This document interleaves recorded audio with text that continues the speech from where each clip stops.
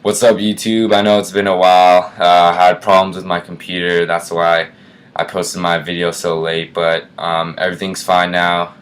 I'll have a couple more videos up by the end of this month. But I just want to give a quick, hopefully quick preview for the upcoming season and my thoughts on the preseason so far. So I just finished watching the Eagles game, and I think even though it was a win, I think it was a win mostly for our defense and special teams. Our defense had 4 turnovers, 3 interceptions, 1 fumble. Special teams, 1 touchdown, punt return touchdown, which hasn't been since 2005.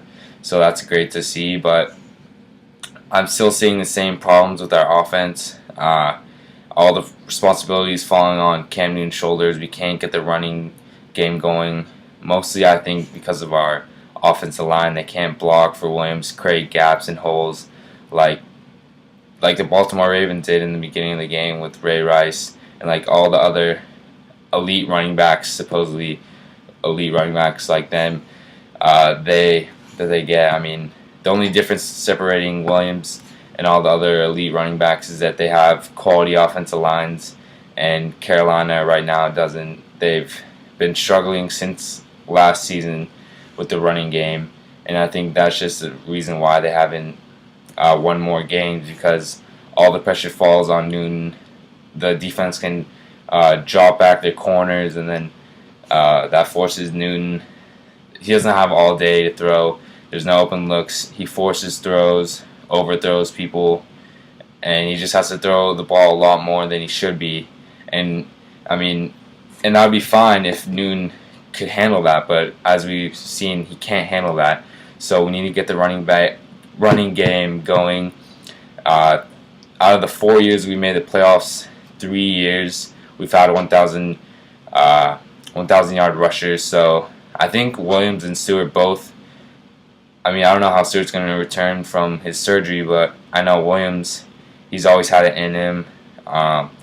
In 2010, he had his season got cut short, so he couldn't really get 1,000 yards, and his and the offense that year was just terrible. 2011, he had 5.5 yards to carry, but he didn't get the ball enough. I mean, there would be games where he would go score a 70-yard touchdown against Falcons. It was third quarter, and he would only get the ball 2 times for the rest of the game. And then against the Lions also, he had 7 carries for 77 yards, 11 yards to carry, but they only gave him the ball 7 times. I mean, I just don't get it how our coaching staff doesn't realize this, that we need to get the running game going. I mean, I understand why and this year also, he didn't get the ball enough, but blocking was just terrible. I mean, I understand why they don't give him the ball, because the running game isn't working, but I think we just needed to work. And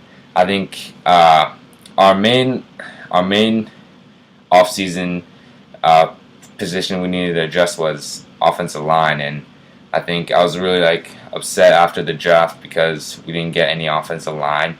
And maybe, I mean, the first 2 picks, those are respectable picks. They've played well so far in the preseason. I think we need defensive tackle was the second position I thought we need most, and maybe in the 4th round, 5th round, 6th round, there weren't any good offensive linemen according to our scouting report. But I think we could have signed some offensive linemen, maybe made some trades.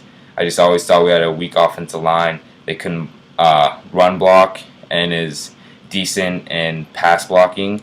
So once our offense can step up to the 2011 level, I think we'll be fine, because our defense since 2011 has rose above our offense. I mean, that's what carried us last year. I think our defense gets written off too much as our weakness, but I think it's our strength right now. Our offense was inconsistent last year. I think it's going to be inconsistent this year from what I've seen.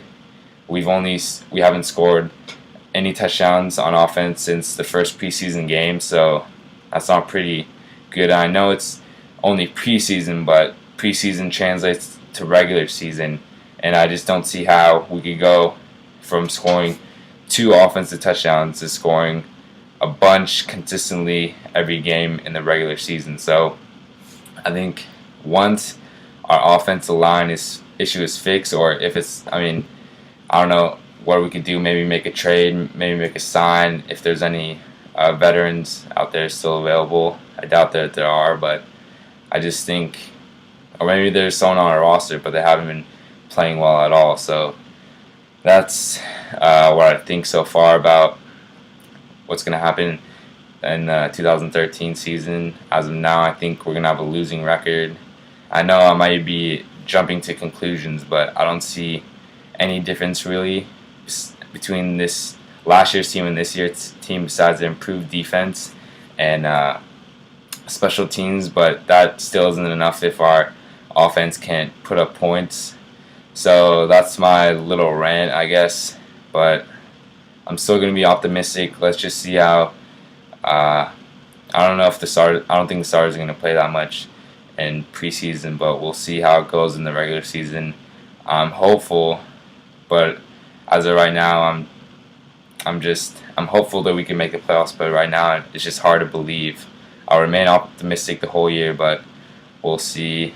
One more thing I forgot to add, I'm really happy with the way David Geddes has been playing so far in the preseason. I know a lot of Panther fans were surprised by the way he played.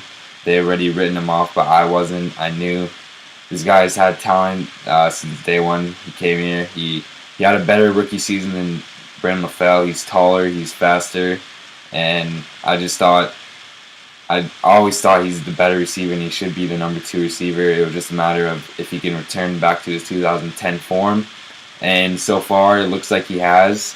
So I'm betting by midway through halfway of the season, David Geddes will be our number 2 receiver. He's just, like I said, he's faster, he's taller, and I think he has better hands, if not just as good hands as Brandon LaFell. Brandon LaFell is prone to dropping balls. He dropped prone to dropping passes. He dropped a pass today. So did Geddes, but I think LaFell struggles a little more with catching than Geddes. He had that Hail Mary pass against Chicago that he dropped. That was a big. It cost us a touchdown, and I know Geddes. He dropped a pass his rookie year against San Francisco for a touchdown, but he's had a 100-yard receiving game in his rookie year, and LaFell only has had one 100 receiving yard game. That was last year, and it came on when he had that 91-yard receiving touchdown. But I think Brandon LaFell has already reached his ceiling, and that's just as a depth receiver. I don't really think, he's at his ceiling right now. He's not. I don't think he get much better. I think he's a really good number 3 receiver and an inadequate number 2 receiver.